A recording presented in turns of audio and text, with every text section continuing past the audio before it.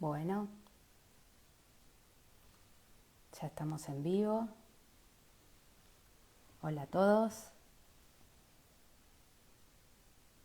Espero que se me escuche bien.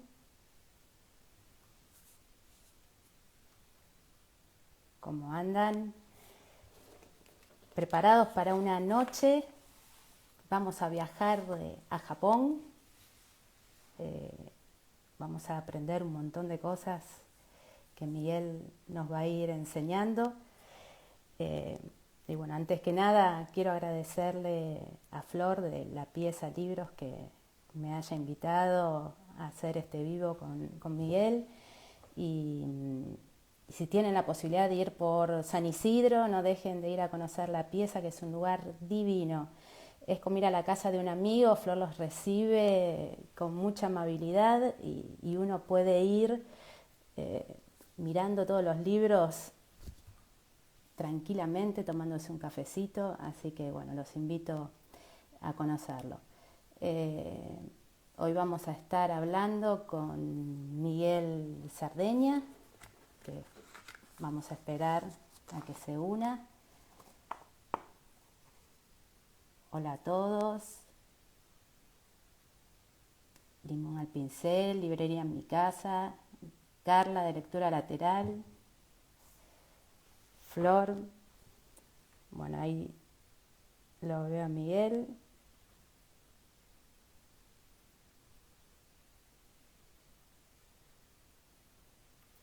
La solicitud.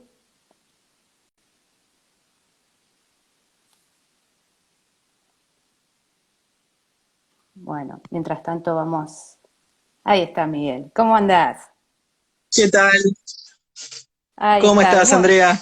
Muy bien, por suerte. Muy contenta de hacer este vivo con vos. Sí, igualmente, igualmente. Una alegría juntarnos a charlar de lo que más nos gusta. Totalmente. Ya en la previa estábamos charlando entre No nos nosotros. podíamos contener, decíamos esperemos porque si no, bueno, te presento, ya casi todos te conocen, pero bueno, Miguel es abogado, es escritor y editor, dirige la colección Bosque de Bambú de la editorial también El Caracol, que es una editorial hermosa que está rescatando un montón de escritores japoneses perdidos en la historia y que nunca habían tenido traducción al castellano. Así que, bueno, es un lujo tener esa editorial en Argentina. Y bueno, Miguel tiene editados 2 libros, Hojas que caen sobre otras hojas y Los años tristes de Kawabata, que ganaste la primera mención de honor del Premio Clarín de novela. Vaya comienzo. Sí, sí, sí, allá lejos y hace tiempo ya, sí, es cierto. Sí, Sí, y sí, dijiste que soy abogado, bueno, me siento más escritor sí, que abogado. sí, me imagino. Hacemos esa pequeña Pero bueno, nos salvedad. pasa eso. Yo también tengo como profesión administración de empresas que nada que ver con las letras, pero bueno, esta es nuestra pasión. Sí, viste que una cosa es lo que hacemos y otra cosa es lo que somos. Sí, Creo que va por ahí la diferenciación. totalmente, totalmente. Y bueno, ¿y qué fue lo que encontraste en la literatura japonesa que no te dio otro tipo de literatura? ¿Qué te movilizó para despertar esa pasión que tanto sentís? Bueno, es muy difícil de responder eso, es algo que uno siente con todo el cuerpo, que uno incluso puede palpar, pero es muy difícil de poner en palabras, es algo que sucede. Bueno, el amor por determinada literatura y no por otra tiene ese componente mágico, me parece. No, no podría explicar por qué la literatura japonesa me despierta una pasión diferente al resto. Esa es, digamos, la primera respuesta, la respuesta inmediata y la respuesta Sí. cerebral. Según vayamos hablando este ratito juntos, vamos a encontrar algunas respuestas juntos y vamos a encontrar algunas conclusiones a partir de las cosas que a mí me fascinaron en estos libros de los que vamos a Claro, hablar. Pero la primera respuesta así inmediata es complicada. sí, A vos te debe pasar lo mismo, te debe costar decir por qué te gusta la sí. literatura que te gusta. Bueno, porque te involucra todo el cuerpo, probablemente venga por ahí la mano. Totalmente, sí. Bueno, a mí en todo este tiempo de pandemia, yo sentí como un refugio en la literatura japonesa, ¿no? por Mm. esa tranquilidad, esa paz que da, es como que tiene otro ritmo, hasta que leí los libros de también el Caracol, Sí, que ahí encontré, te iba a decir eso, sí, tal cual. ahí encontré otro tipo de Sí, literatura sí, sí. japonesa, pero bueno, ya vamos a hablar de eso. Pero primero quiero que me hables de tu libro, Los años tristes de Kawabata, Mm. que acá, bueno, es una mezcla, ¿no? Es tipo tributo a uno de tus escritores preferidos, Kawabata, mezclado con una historia de un profesor universitario. Mm. Buscaste eso, ¿no? De rendirle cierto homenaje a uno de tus escritores favoritos. Sí, sí, sí, tal cual. Kawabata para mí es un autor fundamental no solo dentro del panorama de la literatura japonesa, sino de la literatura universal a secas. Los elementos que yo encuentro en Kawabata, bueno, es esto que hablábamos antes, me movilizan de un modo particular. Me formaron también, me formaron como lector y me formaron como escritor también. Yo creo que aprendí a leer a Kawabata, aprendí a leer leyendo a Kawabata, a pesar de que yo era un lector con muchísimo recorrido, ¿no? Ujú. Yo era un lector grande con muchos libros y muchas bibliotecas encima. Bueno, el momento que llegué a Kawabata, el primer libro al que llegué fue Mil Grullas. Cuando leí Mil Grullas por primera vez dije, pero caramba, esto es distinto a todo lo que yo venía leyendo hasta ahora. Acá algo ha cambiado. Bueno, y esa fue la puerta de entrada a un universo diferente. Eso que uno lo fascina, yo siendo escritor digo, pucha, tengo que lograr hacer lo mismo Mm. con mi literatura. Y bueno, a partir de ahí vino un cruce, que es un cruce casi involuntario, porque podría haber hecho lo mismo sin que Kawabata se transformara en un personaje. Pero el personaje Kawabata se me terminó imponiendo en la Sí, novela. Es bastante sí. curioso eso. Pero bueno, me La encantó. novela transcurre de todos modos Sí, en Buenos Aires, ¿no? Es una novela de un escritor argentino, ¿no? Esto también hay que exacto. decirlo. Pero una parte viaja a Japón, ¿no? En Kioto. Vos estuviste varias veces en Japón Sí, y estuviste antes de escribir este libro, o sea, las experiencias que narrás del festival ¿cómo era? Del Hyo, de guión, de el guión guión. Kobe. ¿Estuviste ahí presente? ¿Pudiste palpar las experiencias en vivo? Sí, sí, mira, te cuento, estuve 2 veces en Japón con mi mujer. La primera vez que estuvimos en Japón terminó en varios de los cuentos de hojas que caen sobre otras hojas, el libro de Editorial Conejos. Y la segunda vez que estuvimos en Japón, escribiendo en el hotel o en la casita que nos tocaba en suerte cada noche, se fue escribiendo Los años tristes de Kawabata. Y lo que contás del festival de guión, hay muchas anécdotas que las pude vivenciar.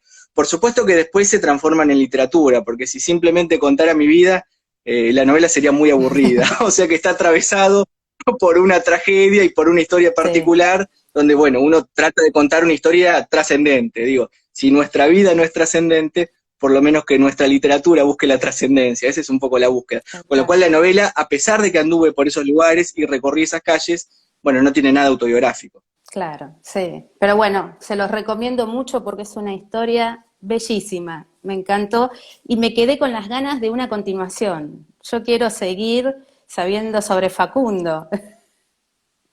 Mm. Mira, la novela es bella y trágica, como debe Sí, ser una novela japonesa. Digamos eso como para ya tirar una primera idea de lo que se totalmente. puede encontrar la gente con la literatura japonesa, sobre todo aquellos que no, que leyeron menos o que recién se están asomando a este mundo. Podemos hablar de lo bello y lo triste y podemos hablar de lo trágico. Hablar de la belleza para Japón, por lo menos en este momento, que es la literatura, el periodo histórico que más me interesa, está atravesado por lo bello y lo triste. Entonces la novela también busca ser bella y triste. Exacto. Tengamos en cuenta, Andrea, que cuando hablamos de literatura japonesa estamos hablando de 1000 años de historia, con lo cual vamos a atravesar por un montón de corrientes y un montón de estéticas.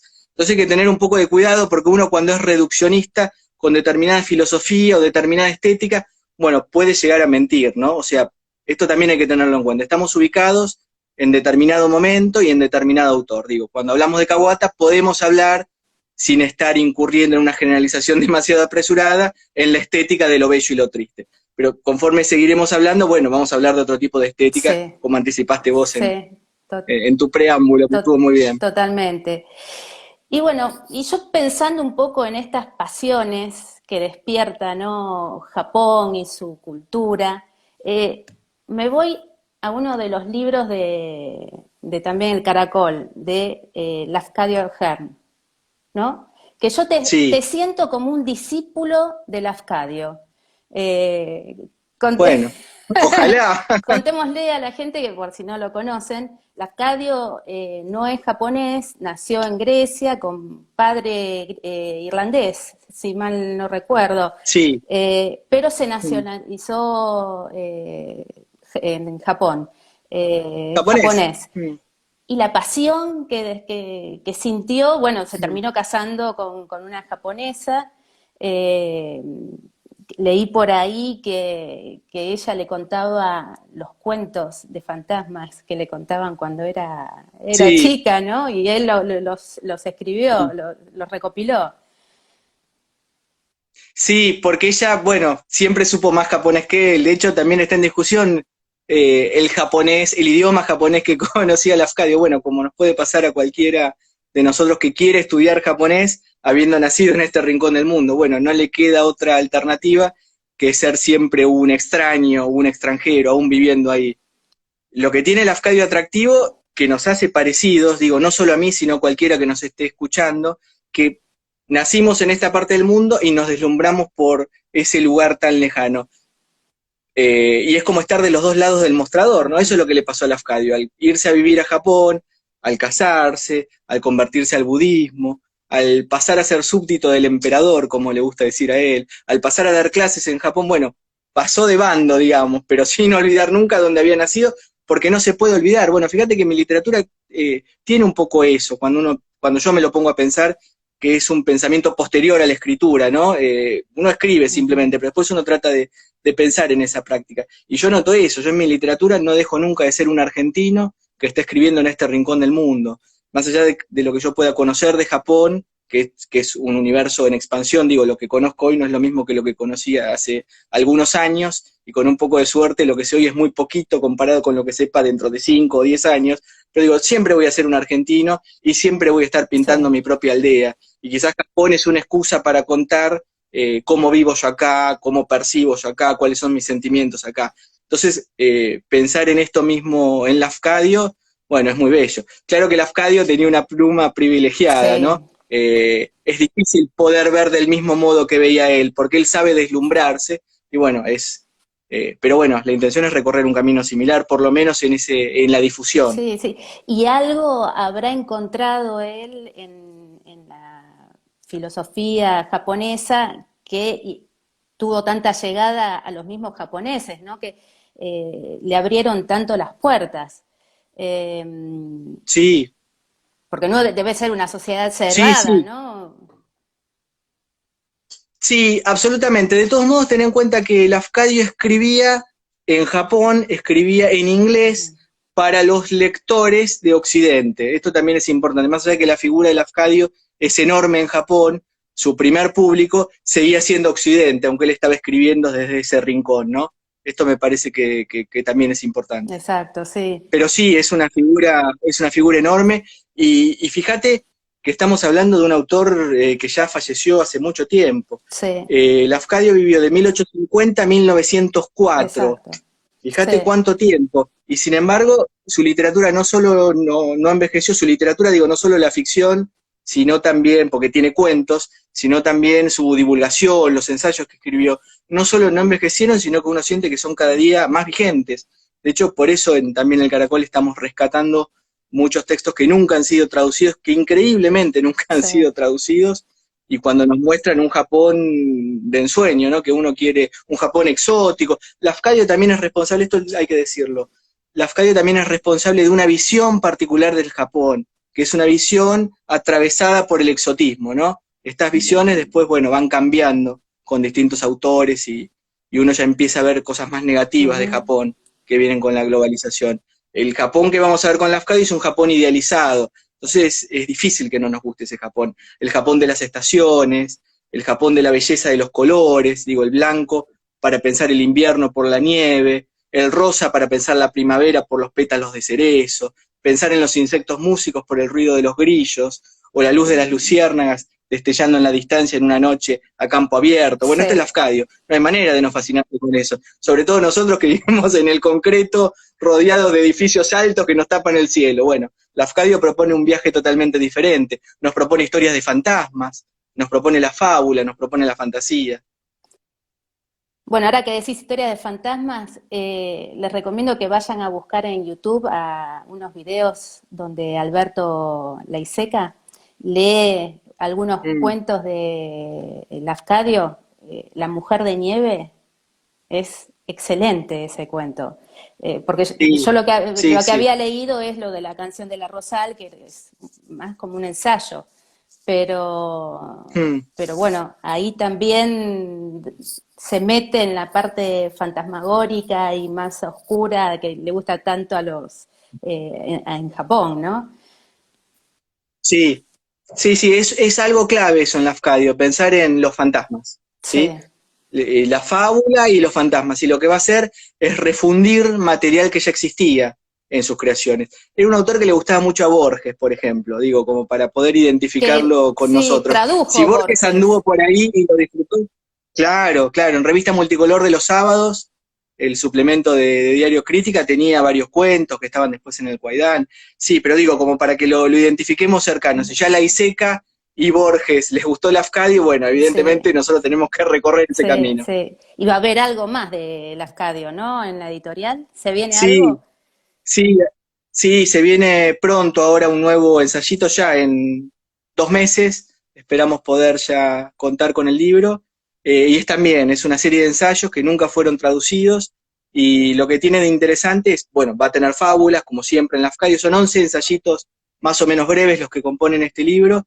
Y está hablando de budismo, está hablando de shintoísmo, está hablando de nuevo de fantasmas. Bueno, están atravesados por toda esa Sí, estética y esa filosofía. Fíjate que para nosotros criados en este mundo judeocristiano, hablar de budismo y de shintoísmo, bueno, nos parte un poco la cabeza. Pensar que Kami, Dios, está en todas partes, bueno, es interesante.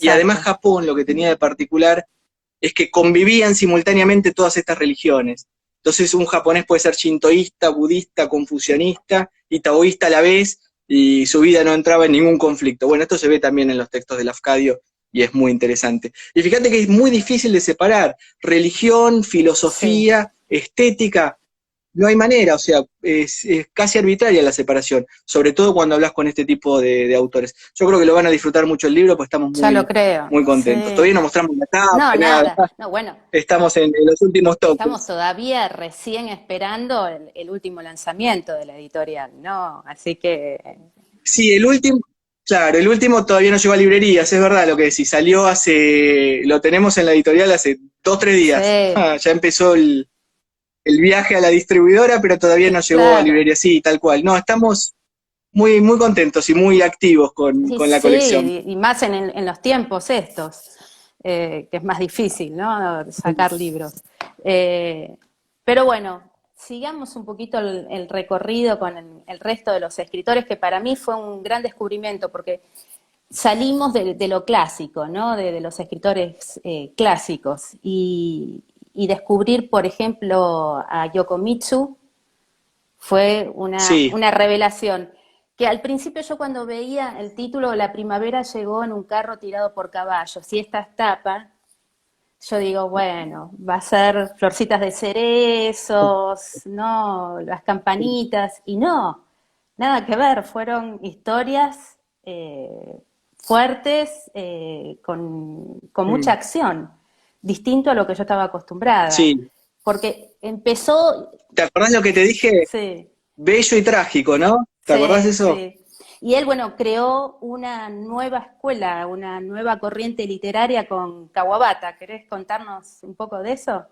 Sí, sí, estaban palmo a palmo, incluso Kawabata lo consideraba su maestro. Fíjate qué interesante esto, porque la imagen de Kawabata con el devenir de los años, con el Nobel también, pero con la continuidad de su vida, su estatura terminó siendo enorme, ¿no? Como hablábamos al principio. Y sin embargo, Yokomitsu, que por ese mismo tiempo en el que eran amigos, era considerado un dios de la literatura, se decía que Yokomitsu era un Bungaku no Kamisama. Fíjate qué bello, Hermoso. Bungaku no Kamisama. Y sin embargo, a pesar de haber estado en ese lugar, su estrella en algún momento se apagó y ya nosotros, desde este lugar, ya ni siquiera oímos hablar de él. Fíjate qué injusto y qué Sí. cruel que puede ser en ocasiones el paso del tiempo, ¿no? Digo, estaban a la par y la distancia terminó haciéndose abismal. no hay mucha explicación por eso, son cosas que a veces suceden. La estética es muy parecida a la de Kawabata, sobre todo en estos cuentos que corresponden a la escuela de las nuevas sensaciones. Esto me preguntabas, ¿cuál era el movimiento Sí. del que participaron juntos? Bueno, la escuela de las nuevas sensaciones, el Shinkankaku-ha. Lo que proponía esta escuela era un quiebre con la literatura que se estaba desarrollando en ese momento, que ni a Kawabata ni a Yokomitsu les interesaba en lo más mínimo, que había principalmente dos escuelas. Una era la narrativa del yo, que es la narrativa confesional, la narrativa autobiográfica. De esta sabemos mucho porque gran parte de la literatura argentina que se escribe hoy en día es literatura del yo y literatura confesional. Bueno, ellos estaban en contra de esa literatura, no les interesaba una literatura cuyo único valor sea la verdad. Lo que destaca la narrativa del yo es el valor de verdad de lo que se está contando. Lo ¿Autobiográfico es sincero que es el también? autor autobiográfico, es lo sincero que es el autor que se está exponiendo en su escrito. Bueno, Yokomitsu y Kawabata no les gustaba esto. Entonces, la Escuela de las Nuevas Sensaciones surge en contra, como una réplica, contra esa narrativa del yo, y contra, por otro lado, el movimiento de literatura proletaria, que era una literatura interesada en un activismo político y en generar un cambio en la realidad social que se estaba viviendo. Entonces tenés tres escuelas que convivían simultáneamente en el momento en que escribía Yokomitsu. La escuela de las nuevas sensaciones, interesada en una estética particular, ahora podemos profundizar un poco en eso, la narrativa confesional del yo, que es una narrativa autobiográfica, el Shi-Yosetsu, y la literatura proletaria. Tenés estas tres escuelas en pugna, luchando en el mismo momento. Y lo particular, lo interesante de esto, estamos en el periodo entre guerras, entre aproximadamente 1920, 1940, 1945. Sí, Los tiempos siempre son complicados, ahí estoy contestando una sí. pregunta, siempre son complicados porque siempre va a haber obras que van a venir antes y se van a exceder del marco temporal que uno puede asignarle. Pero para que nos ubiquemos, más o menos es ese plazo. Y fíjate qué rico que fue ese momento, y por eso es un momento que a nosotros en la editorial nos interesa especialmente, porque uno puede, en principio, pensar que una de estas tres corrientes es la que mejor desarrolla la literatura que le gusta leer. Y sin embargo, cuando vas a leer los máximos exponentes de cada una de esas escuelas, bueno, uno termina fascinado. Ese es un poco, digamos, lo que nos sucedió. Yo puedo pensar que la literatura proletaria no me interesa porque no me interesa la literatura panfletaria o la literatura política, y sin embargo, cuando voy a leer a los máximos exponentes de esa escuela, bueno, termino totalmente fascinado, porque en última instancia siguen siendo japoneses y siguen teniendo un ADN y un modo particular de pensar la literatura. Y aunque partan de un lugar diferente, bueno, van a estar atravesados por algunos puntos comunes, ¿no? Sí, igual al leer algunos de los cuentos de escritores proletarios que hablaban, mencionaban las torturas, yo sentía como que Sí. estaba leyendo un cuento de la dictadura argentina, o sea, no importa si es Japón o es Argentina, los sentimientos, la angustia, la lucha, era la misma allá que acá, ¿no? Las atrocidades que se cometieron eran las mismas y uno cuando lo lee se siente como algo, como un hecho muy conocido, ¿no? Por nosotros también. Mm. Bueno, esto que estás diciendo es fundamental, es siempre entender que la buena literatura, por lo menos, la buena literatura que podemos leer, nos va a hablar a nosotros aquí y ahora, no vamos a leer algo extraño que le pasa a gente con la que no podamos sentir empatía o no nos podamos reconocer. Bueno, esta gente, aunque esté vestida de kimono, la vamos a sentir parecida a nosotros o que nos podría haber pasado a nosotros. Esto que acabas de contar es así, es Ujú. algo esencial, es una condición de la buena obra de arte, así que enhorabuena que haya pasado, Sí, sí, sí. sí, sí. Por supuesto, a mí me pasa lo mismo, incluso cuando estén describiendo situaciones que yo posiblemente en principio no podría vivir, que es viviendo en una casa teniendo que correr el yogi o caminando Sí, por sí. el piso de tatami, bueno, eso no me pasa. Y sin embargo, la historia que me va a contar me va a llegar al corazón y la voy a sentir propia. Exacto, de eso estamos hablando de los cuentos que están en este libro, Bajo un cielo oscuro cargado de nieve, de literatura proletaria, ¿no? Eh, Sí. pero bueno, Fíjate que a lo que a nosotros nos interesa, sí, para conectar un poco, es recorrer todas estas, o sea que está muy bueno este camino que estamos haciendo en la charla, porque nos interesaba recorrer todas estas corrientes literarias y tratar de trazar un mapa lo más completo posible de la historia de la literatura japonesa, por lo menos a la manera nuestra, ¿no? Digo, es una historia de la literatura japonesa particular, personal. Seguro. Entonces, bueno, tenemos un libro de la Escuela de las Nuevas Sensaciones, una antología de literatura proletaria, en algún momento va a venir un libro con la otra corriente que te conté, esa narrativa confesional, siempre pensando en los autores que más nos fascinen de cada movimiento, porque es algo que no está explorado. Lo que hemos tenido oportunidad de leer acá son siempre los mismos autores, que son autores fabulosos, que yo, bueno, ya lo hemos hablado, yo los disfruto y los leo mucho, y por suerte han sido editados, pero hay toda otra porción de la literatura japonesa que no nos llega y que ha sido silenciada, no por ninguna razón en particular, a veces es por mero azar. Son textos que muchas veces no han sido tampoco traducidos al inglés. El inglés es un idioma muchas veces de trasbordo necesario. Nosotros por suerte traducimos directamente del japonés, Sí, con lo cual tenemos esa dificultad adicional, pero esa ventaja también, tal cual. ¿no? Que podemos recurrir a un abanico más amplio de Tal textos. cual. Y bueno, volviendo a Yokomitsu o Yokomitsu, ¿cómo se dice? Yokomitsu. Yokomitsu. No, como si fuese una I. Yokomitsu. No, Yokomitsu. Yokomitsu. Me llamó mucho la atención en el estudio preliminar de que hay en cada libro, que la verdad que es súper interesante. Estoy aprendiendo gracias a esos estudios preliminares que escribís vos. Mencionan al Benshi en los cines, porque bueno, la escritura de Yokomitsu está también influenciada por el cine occidental, las películas del Far West, y se nota, ¿no? Un poco en sus cuentos que tienen algo de eso de cinematográfico.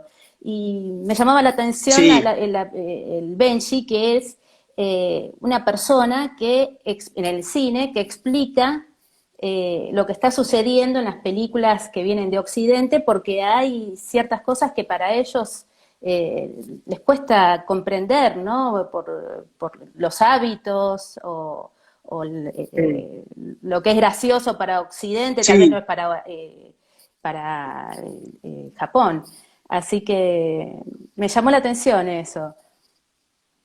Sí, es muy curiosa esa figura, no tiene un parangón para nosotros.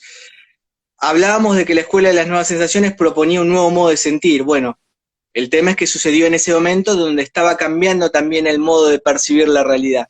Lo que sucedió en el cine, contémoslo con un poco más de detalle, lo que sucedió en el cine es que el cine era mudo, y el Benshi era un presentador que explicaba ese cine mudo. Ahora, ¿qué sucedió en ese tiempo de Yokomitsu? Bueno, de repente llega el cine sonoro.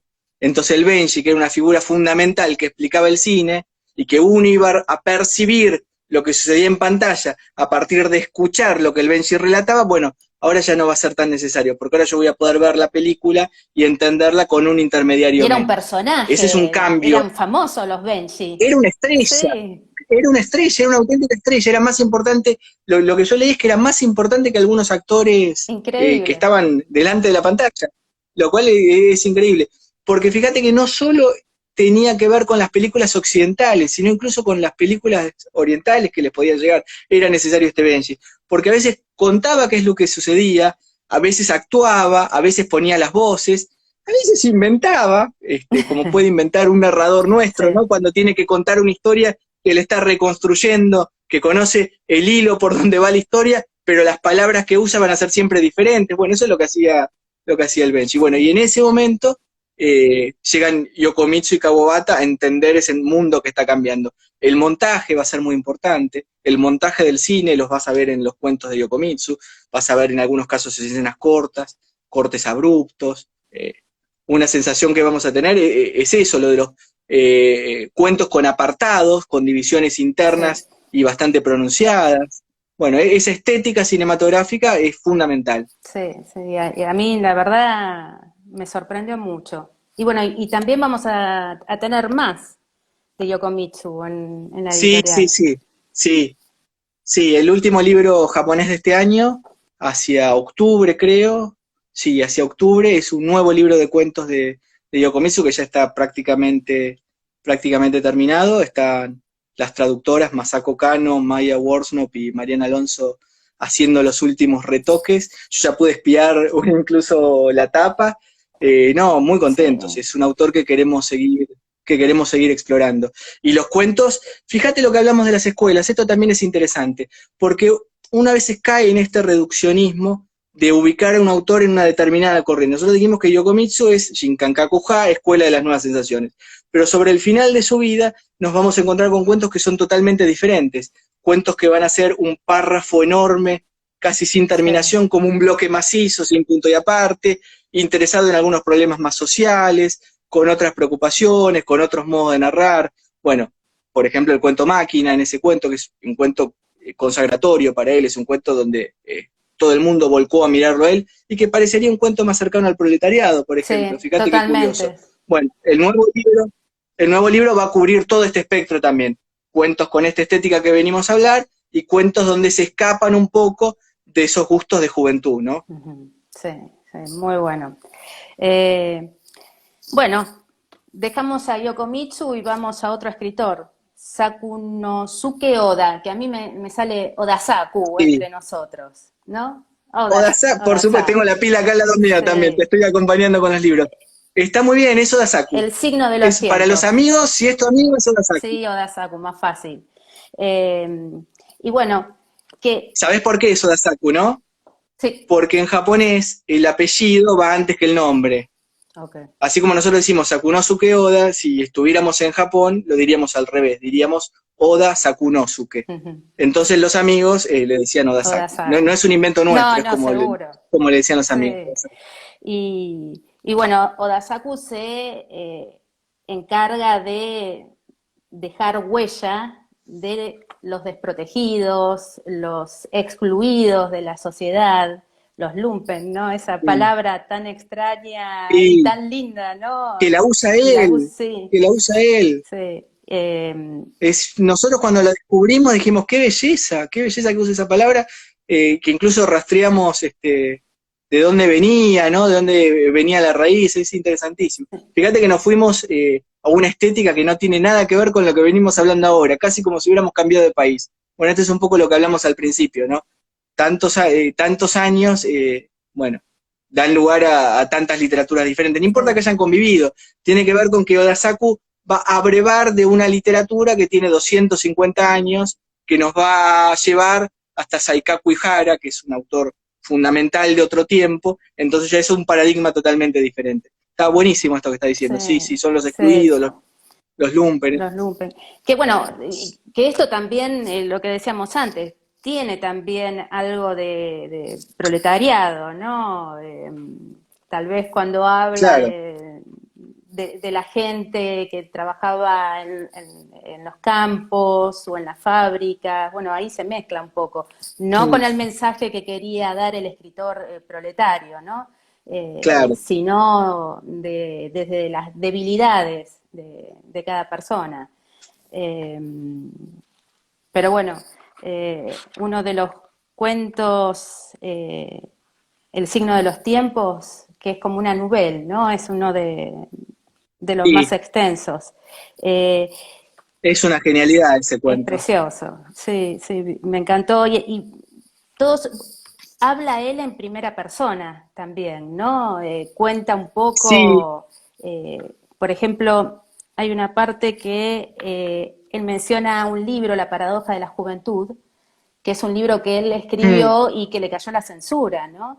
sí, Entonces, él, bueno, acá menciona, si querés leo un poquitito de qué es lo que él siente, que me pareció cómo define él su escritura en relación a la paradoja de la juventud, que me parece que sintetiza un dale, poco cómo era la escritura de Odasaku. Eh, dale, me este es encanta. un fragmento, bueno, él está conversando con un profesor y empiezan este intercambio de ideas sobre la censura que cayó sobre su libro. Y él le contesta, bueno, hay que tener en cuenta que nosotros entramos al secundario cuando el movimiento de izquierda ya había fracasado. Los de izquierda se convertían frente a nosotros, viraban de forma drástica a la derecha. Nosotros no podíamos ir ni con la izquierda ni con la derecha y descreíamos de ideologías y sistemas. Era la incredulidad más pasiva que pudiera existir, pero incredulidad al fin. Sin embargo, tampoco éramos presa de una ansiedad extrema. De algún modo entendíamos las cosas y al mismo tiempo no las entendíamos. Atravesamos nuestra adolescencia en un confuso estado de ambigüedad que no nos permitía entender si éramos jóvenes o viejos, algo así como una forma de decadencia. A ustedes los apasionaba la ideología. Para nosotros, los que hoy estamos en nuestros 20, ya no hay pasión posible. Uso muchos nombres de lugares, profesiones y números en mis obras. Los esparzo acá y allá. Lo hago porque creo que son tan concretos y reales como para creer en ellos, en lugar de las vagas ideologías en las que nadie puede confiar. En lugar de captar a las personas desde el pensamiento o la psicología, trato de hacerlo desde los sentidos. Creo más en lo que siente una persona que se está muriendo de hambre que en cualquier ideología de izquierda. Por eso mis novelas pueden parecer pasadas de moda, pero no es que esté conforme con eso. El estilo es una forma de decadencia. Somos muy tímidos para gritar o para las emociones intensas, y también para adoptar un tono confesional. Así es nuestra generación. Es perfecto, ¿no? Esto lo escribió un argentino esta mañana. Totalmente, Lo acaba de escribir. totalmente. Lo escribiste vos. Me sent... No, es impresionante, Sí, es impresionante, sí, es impresionante. sí. Eh, Fíjate que lo que dice ahí, por eso no puede ser un autor proletario, ¿no? El fragmento que elegiste es perfecto, es sí. perfecto. No puede ser un autor proletario, te está hablando mal de la izquierda, más allá de su preocupación por las mismas preocupaciones que tendría la izquierda, idealizada por lo menos, ¿no? Y fíjate que habla de decadencia.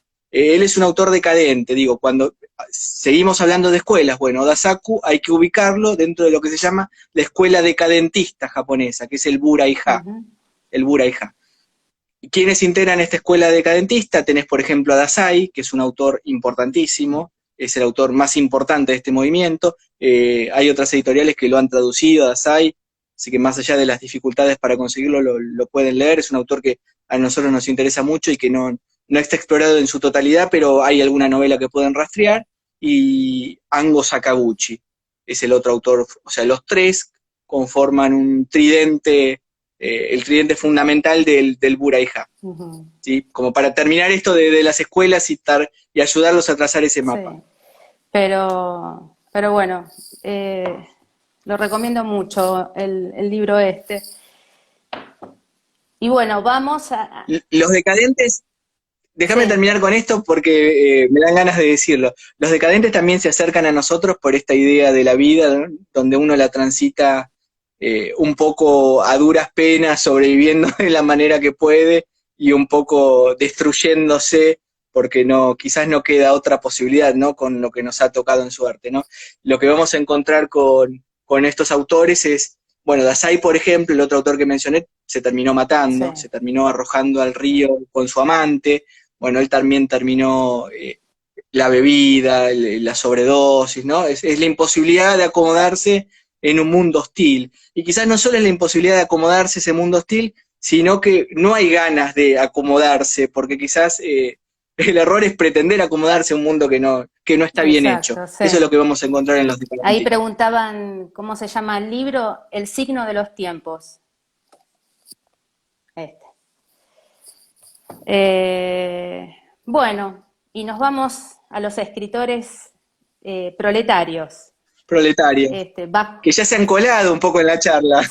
y también con la potencia que tienen, la verdad que nunca había leído algo así, que más allá de la estética, del estilo de su prosa, lo que buscaban era, de una forma indirecta, dejar un mensaje, ¿no? En los trabajadores. Escribían simple para que el trabajador, sin Sí, estudios, entendiera cuál era el mensaje. Eh, Comentanos sí, algo de quizás eso. no de un modo tan Sí, indirecto, no, ¿eh? no, tal cual. Quizás no de un modo tan indirecto. La idea era, los autores que nosotros hemos elegido son también los autores que logran vencer el tiempo y que son los autores más interesantes. Por supuesto, hay más autores que los que nosotros hemos elegido, pero hemos elegido también autores que logran trascender esa idea del panfleto. Digo, no hay nada más feo en la literatura que pensar en un panfleto. Por supuesto que estos no son autores panfletarios. Si ellos creían que eso era simplemente lo que estaban haciendo, bueno, se equivocaron, estaban haciendo arte, ¿no? Sí. Esa es la curiosidad. Pero el objetivo como punto de partida era ser simples y directos como para que las grandes masas trabajadoras pudieran entenderlo y pudieran entenderlo de un modo inmediato, de un modo veloz y de un modo que los moviera a la acción para intentar modificar la realidad que estaban viviendo. Sí. Ahí nos preguntan si podríamos repetir los autores de la última escuela de que hablamos. ¿La del signo de los tiempos? ¿Esta será? Sí, O... 3 autores. Dale. Lo repetimos. Le decimos también a la gente que nos está escuchando, si después quiere visitarnos en el Instagram de la editorial, estamos continuamente hablando de nuestros libros y en general de la literatura que más nos gusta, así que los invito a visitar también también el Caracol, que van a encontrar esto también. Los autores fundamentales son 3. Sakunosuke Oda, que es el autor que hemos nosotros editado, Sakunosuke Oda, Osamu Dazai, que es el más conocido, porque es el autor que primero venció las fronteras de Japón. ¿Sabes por qué venció las fronteras de Japón, Dazai? No por todo esto que estamos hablando de los decadentistas, sino porque hablaba de la derrota en la guerra. Era un japonés hablando de la rendición japonesa. Claro. Japón es el imperio del sol naciente, él escribe un libro que es El sol que declina. Claro. Bueno, con eso lo tradujeron inmediatamente y fue el autor más conocido. Es una gloria que merece, pero cuando uno estudia las causas... Sí. Bueno, incomodan un poco más, pero es un autor que recomiendo fervorosamente después de Oda, que es el que nosotros queremos. Y el tercer autor es Ango Sakaguchi, que también lo pueden encontrar poco, pero lo podrían encontrar si lo rastrean. Sí. Esos son los 3 autores fundamentales. Bárbaro. Bueno, y de los escritores proletarios, me gustó mucho Kobayashi. Te iba a preguntar eso, ¿cuál era tu preferido? Porque cada vez que hablo con alguien sobre este libro, bueno, hay encendidas polémicas y cada uno señala a alguien diferente. Así que el tuyo es Kobayashi, mirá. No es simple, ¿no? Es el más fuerte, Es el más fuerte, pero me gustó porque iba directo. Si querés leo un fragmento muy chiquitito que señalé, que me gustó mucho. Dice, Oyoshi sabía que incidentes como ese podían ocurrir cientos de veces y que aún así no serían suficientes para crear una sociedad en la que tuvieran un espacio. Para alcanzar esa sociedad, ellos deberían convertirse en huellas para la generación siguiente. Tenían que poner sus propios cuellos en la horca. Oyoshi había oído que cuando un ejército de hormigas emigraba y se encontraba con un río que era necesario cruzar, las hormigas de vanguardia se metían al río y se ahogaban, para ofrecer sus cuerpos como puente para las que venían detrás. Los jóvenes del sindicato a menudo decían que era necesario actuar como las hormigas de vanguardia, y en efecto así era. Todavía queda un camino largo por recorrer. Y eso a veces me toca como madre, ¿no? Que a veces decís, bueno, ¿cuándo va a cambiar esto? ¿Va a cambiar la realidad de nuestro país en algún momento? Y tal vez nosotros no vemos los frutos, pero tenemos que seguir ahí como hormigas de vanguardia para dejarle algo a nuestros hijos, ¿no? Y se me pone... Sí. Creo que por eso me llegó este escritor, ¿no? Bueno, después se complica la muy historia. Linda lectura y muy linda cita. Contemos para quienes nos escuchan que lamentablemente Kobayashi terminó muerto, lo mataron a Kobayashi. Bueno, claro. ¿Sí? O sea, en ese tiempo, claro, el Partido Comunista estaba prohibido en Japón y lo que hacía Kobayashi era muy riesgoso, tan riesgoso que le terminó costando la vida, ¿no? Digo, este fragmento que acabas de leer, que puede parecernos revolucionario, pero inofensivo en estos tiempos, digo, uno tiende a creer que la literatura es inofensiva. Fíjate qué confusión. Bueno, le costó la vida a Kobayashi. Sí, por eso cuando lo leía, que él contaba las torturas que recibían los personajes del cuento, yo lo leía pensando en eso, como una premonición, ¿no? De lo que a él le iba a pasar en carne propia. Es fuerte. Sí. como entreviendo que ese era el destino y decidiendo no eludirlo. Es terrible eso. Sí, Sí. exacto. Así que, bueno, creo que hicimos un buen recorrido descubrimos, Recor- sí, descubrimos sí, hermoso autores, recorrido, sí, recorrimos todos los libros. sí, Mm. sí. Sí, sí, sí. Hermoso Y recorrido. Muy agradecido por este vuelo, por toda la colección. sí, no, por favor, la verdad que uno aprende porque aparte está escrito en un lenguaje, una forma más amena, más con nuestra forma de hablar y sencillo.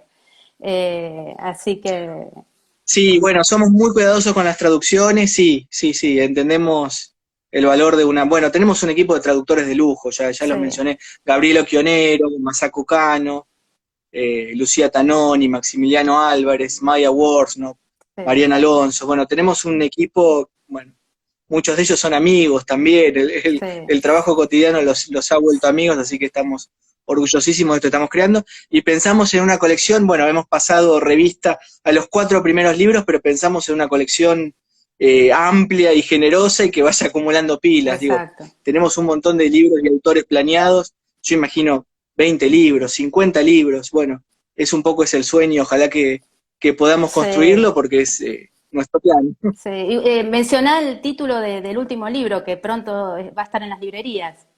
O lo tenés por ahí también. Sí, la ópera japonesa, sí, lo tengo por acá.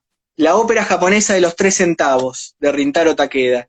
Y de nuevo, es algo totalmente diferente a esto que venimos hablando, pero eso queda para otra Sí, oportunidad. A fin de año nos juntamos de nuevo eh, y dale. hablamos de los nuevos libros, de este de Rintaro Takeda, que fíjate qué interesante, digamos solamente esto, el título, ¿no? La ópera japonesa de los 3 centavos. Fíjate cómo juega con la obra clásica de Bertolt Brecht y Kurt Weill, la ópera de los 3 centavos. Bueno, Takeda se deslumbró con esa obra occidental y tuvo que escribir su propia Una versión, aunque adaptación. no va por los mismos caminos, le interesó recorrer por lo menos el mismo perfume, la misma esencia, y el resultado es verdaderamente Bueno, ya fabuloso. estoy ansiosa por leerlo. Así que bueno, Miguel, la verdad yo disfruté muchísimo esta charla, aprendo con cada libro, con cada vivo que hacen, se nota la pasión que le ponen en cada cosa que editan, así que te agradezco muchísimo. Y bueno, saben que todos estos libros lo encuentran en la pieza Libros y Arte, ahí